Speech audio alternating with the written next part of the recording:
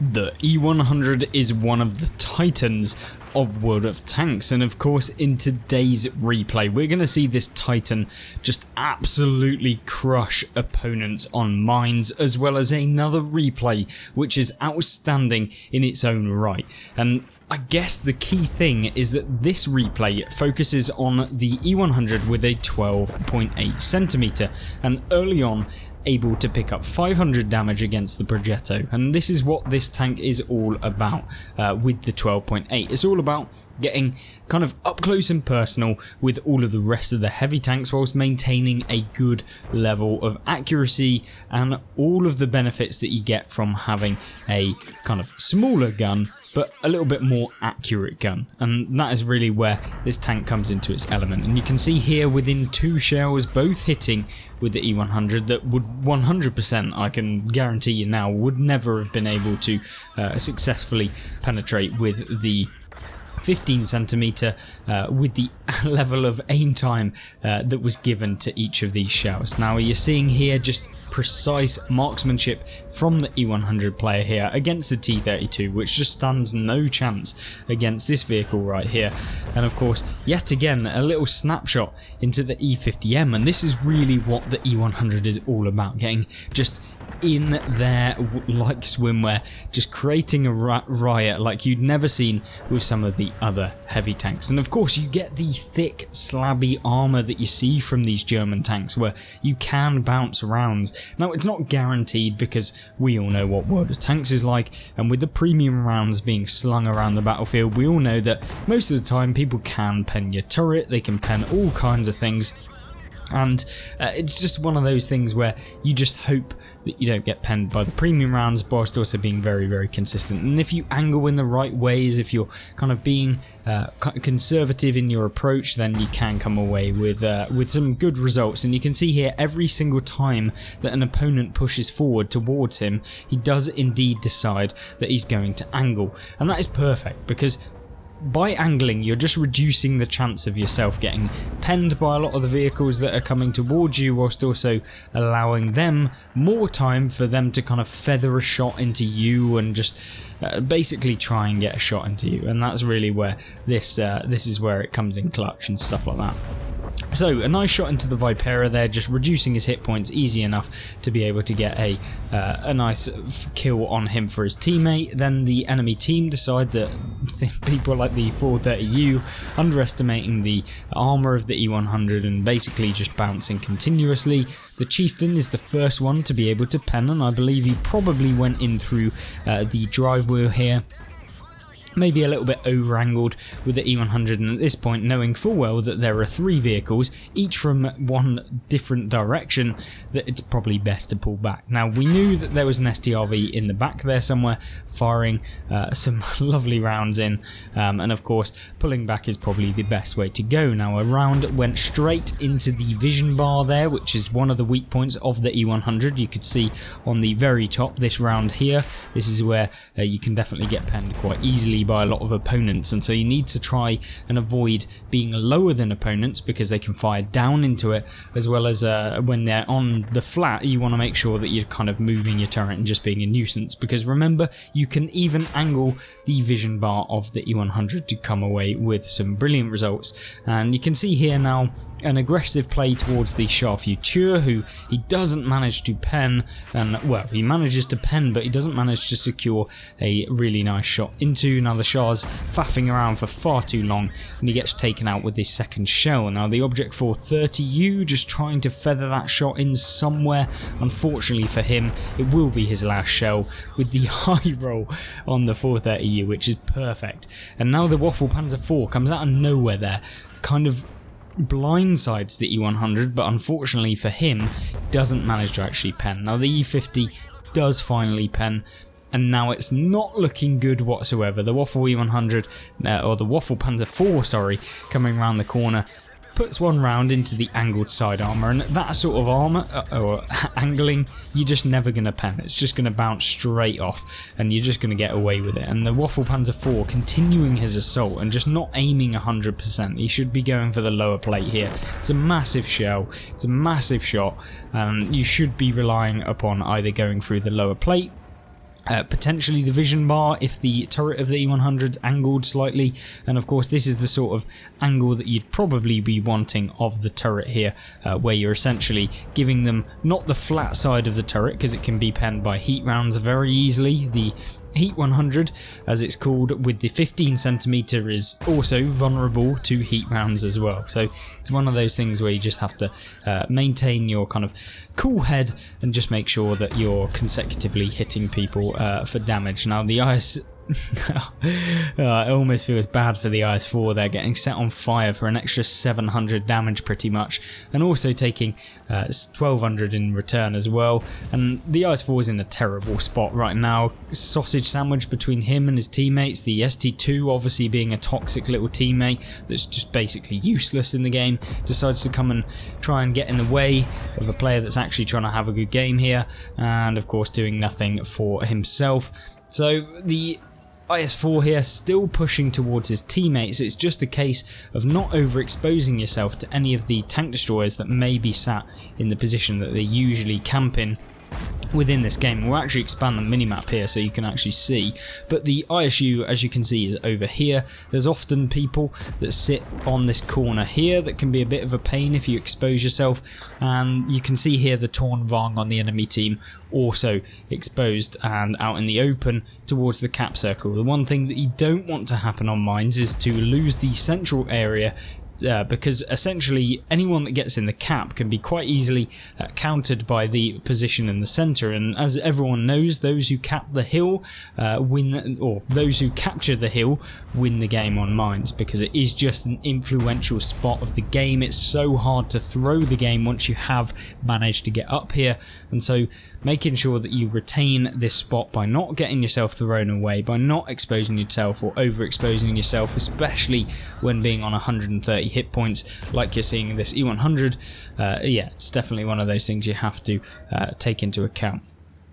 So a lot of talking going on, but I feel like we wanted to cover the basis of the E100 in this video, because I'm sure many of you know about it. It is one of the oldest heavy tanks in the game, and so it's kind of been around for a long time, but of course people do forget the weak points, and sometimes it's just a case of highlighting them every now and again to reiterate where you can actually pen. And in fact, a lot of people forget that there is this space in between the track and the inner kind of drive wheel there that you can pen. So this is a spot that you can quite easily go for. It's for tanks that maybe don't have super high penetration. I'm talking about like tier 8s that maybe are struggling to pen the side of the E100, or maybe they just don't want to risk it with going for the tracking shell, because we all know what tracks are like, just absorbing absolutely everything.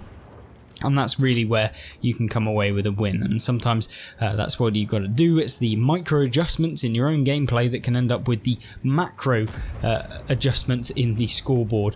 So yeah, it's super important to just try and find out as much as you can in World of Tanks. And of course I am still learning, as I'm sure you are.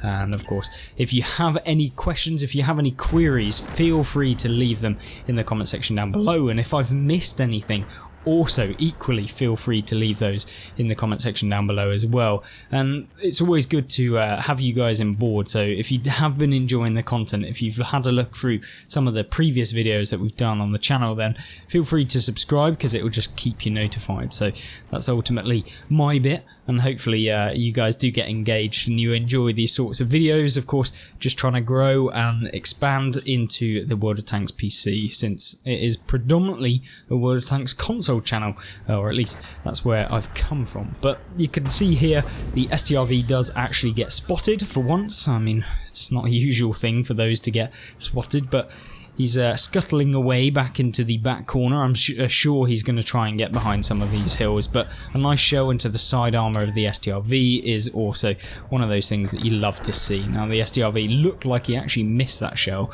so it's potentially able to get a shell into him before the game ends, and picking up an extra bit of damage. Now, for the keen-eyed of you, you have seen that there is 13,700 damage done in the bottom left-hand corner of this.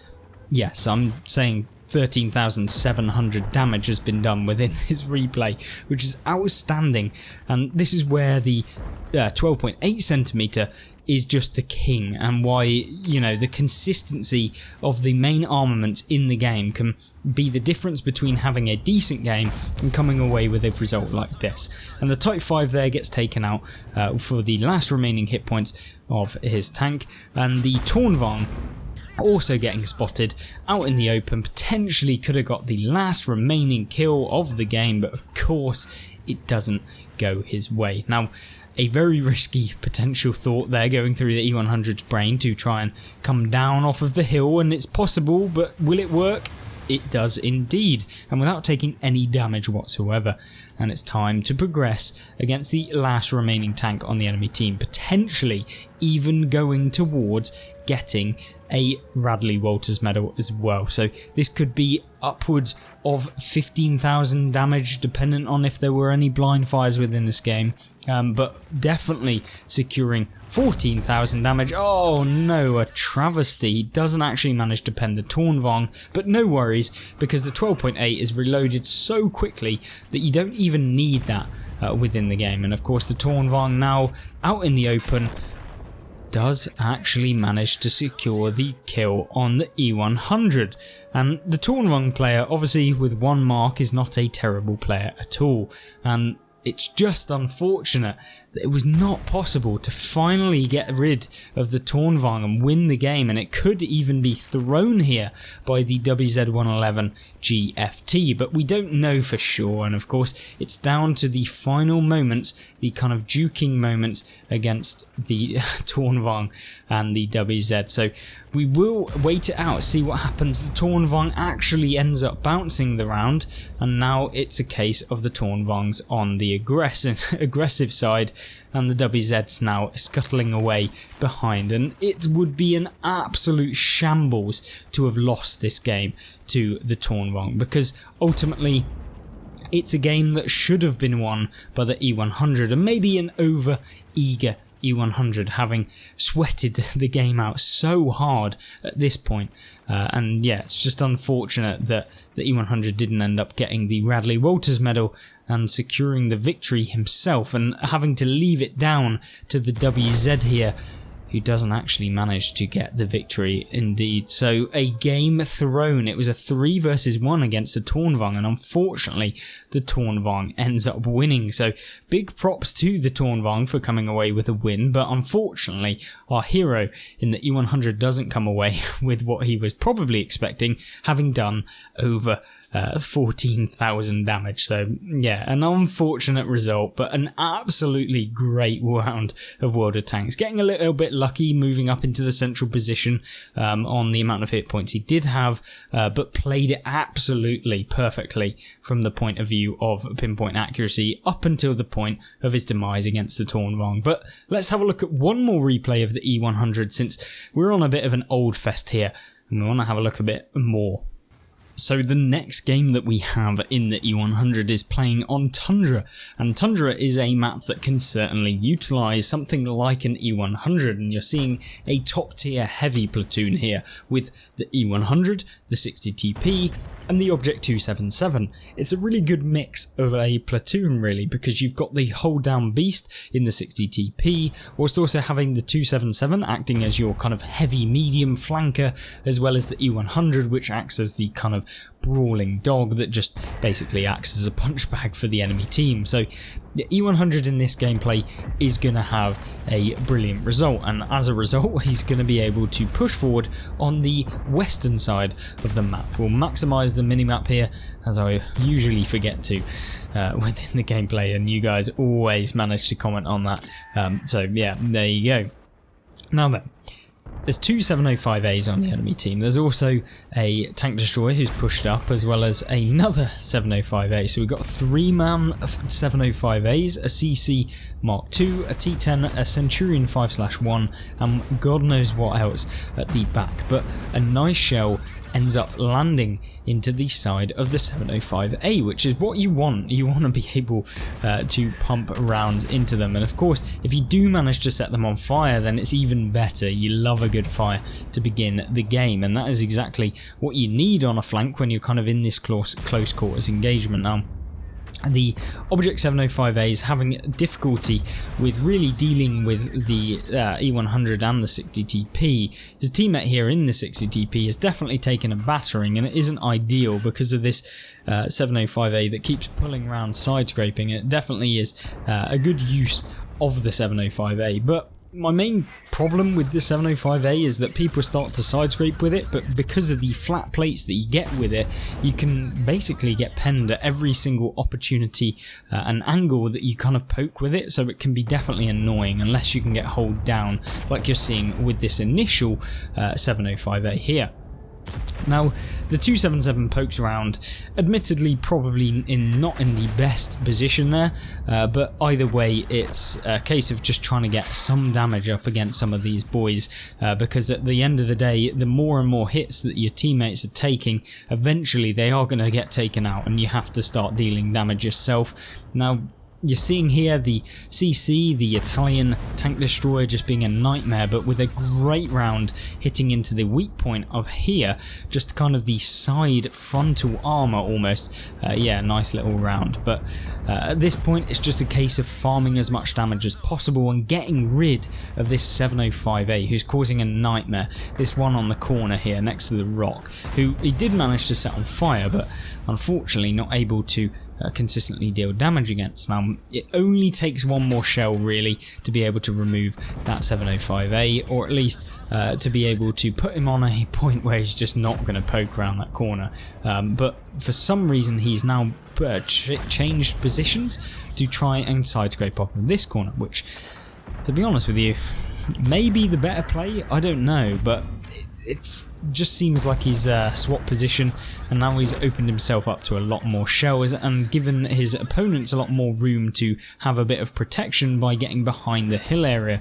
Now, for some reason, the E100, and this is not a usual game in the E100, has managed to block all of the damage that have come his way, and he's also managed to actually come away without taking a single hit so far. So this is, yeah, definitely not the usual game, and I guess it's because, if you think about it, the lower plate of the E100 is kind of hidden in this point, and that's kind of where I guess he's been able to get away with it, because if we take a look from the enemy's perspective and from his teammate kind of getting in front, you can see that the lower plate's kind of hidden.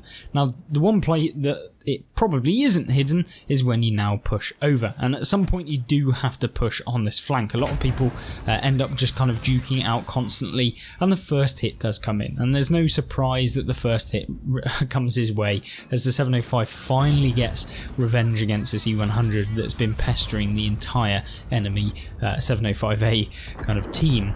But with the 705A now having fired, it's an easy round on him, and now it's a 2 versus 1 scenario on this flank, and with the enemy artillery bearing down, you have to make sure that you're playing a little bit arty safe, because the main problem with it is not necessarily arty penning you or anything like that, but it's actually the splash that you get and the stun that you end up getting from the arty that can really screw your game over, especially when you're trying to aim and pixel peek people like you're seeing here. Now, the 705A, unluckily for him, actually decides that he's going to push or have a shot, and unfortunately for the E100 here, doesn't quite have the gun depression to reliably be able to hit the 705, which sucks. And this is the point at which you've kind of got to be using the knowledge of reversing up the slope to be able to look down onto the upper plate of the 705, and now it really is curtains for the final 705 on the flank, and goodbye.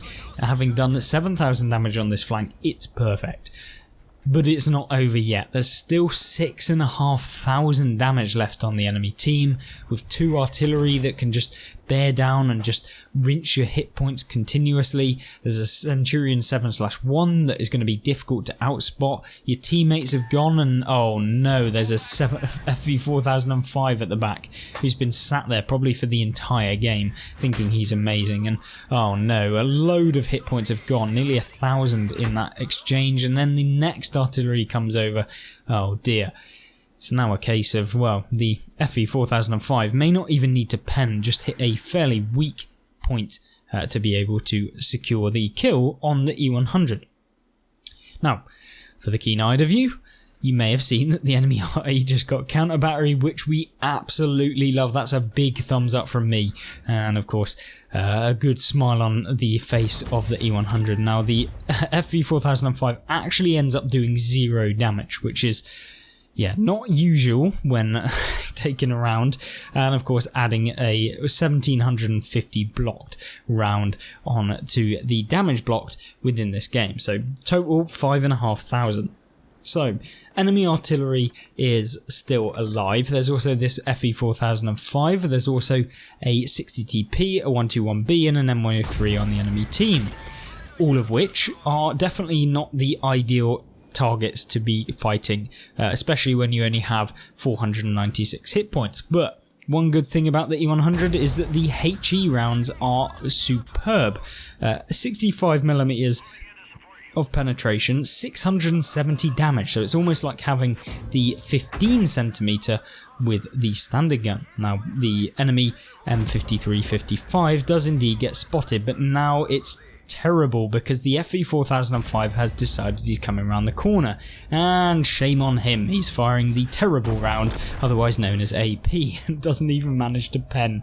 That's a massive feels bad for him, but a brilliant feels good moment for the E100, having blocked another 1,000 damage. The FE4005 really throwing that at that point in the game, especially with the support that he did have. Luckily, the STRV on his team has actually pushed up with him, so provides a little bit of support. But the one problem that is currently available, or currently happening, is that the enemy team are capping. So, worst case scenario is that they all jump in the cap, which they perfectly would be understandable for them to do if they just wanted the win. But this is World of Tanks. Who wants to just win?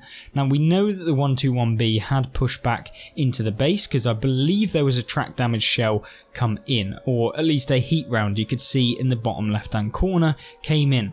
So you know that the 121B's out here in this area over in the wooded area, and there's no way that the E100 is going to be able to outspot him. So you've got to make a bit of a cautious play, or at least a bit of a play, because you have to do something.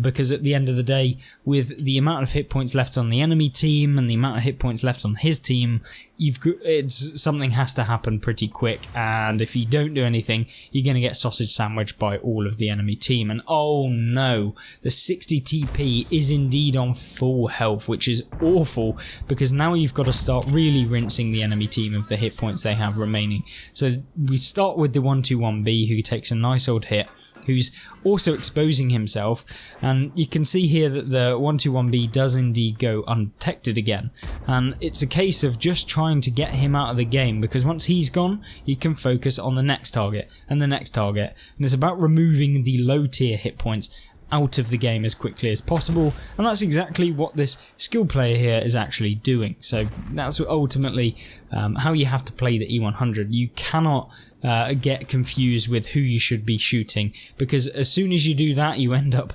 throwing your hit points away, and although you do have a humongous amount of hit points, 3,000 to be total, it can soon disappear, especially when you have tank destroyers, artillery, and of course other heavy tanks with the big chunky old guns like the 60TP or the 705As or whatever it might be on the enemy team, just derping their way through your armour, which the E100 doesn't really have. Now, the 60TP is making an aggressive play, as you probably would feel pretty confident when it's a 1 versus 4 scenario and the enemy team are progressing. So the 60TP comes in, and quite rightly he's trying to get around the side of the E100, but big fat slow ogre 60TP isn't quite fast enough to out-traverse, and up against the 12.8cm that the E100 has, he just misses, and that is curtains for the 60TP. What a way to throw away your hit points.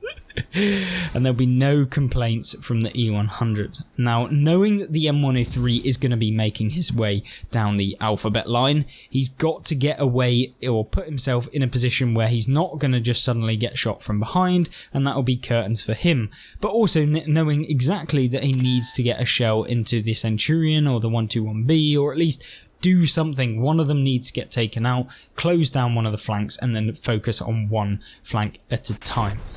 and unfortunately you can't win them all, and especially in a game like that, the E100 still gets taken out. It's almost like the E100 is a better tank when you're ending up losing the game as to when you're actually winning. But it was unbelievable to see both of these E100 replays, and it was awesome to see this old tier 10 still living up to the expectation of this super heavy vehicle, and I really enjoyed both replays, so thank you very much to both replay holders.